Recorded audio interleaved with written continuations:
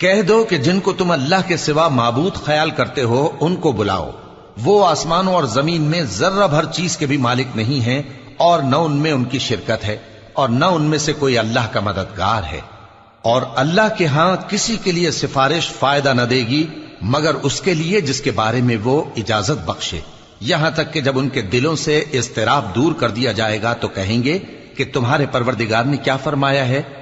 فرشتے کہیں گے کہ حق فرمایا ہے، اور وہ عالی رتبہ ہے، گرامی قدر ہے۔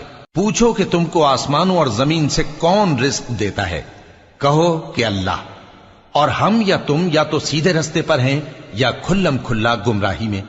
کہہ دو کہ نہ ہمارے گناہوں کی تم سے پرسش ہوگی اور نہ تمہارے اعمال کی ہم سے پرسش ہوگی۔ کہہ دو کہ ہمارا پروردگار ہم کو جمع کرے گا، پھر ہمارے درمیان انصاف کے ساتھ فیصلہ کر دے گا، اور وہ خوب فیصلہ کرنے والا ہے، صاحب علم ہے۔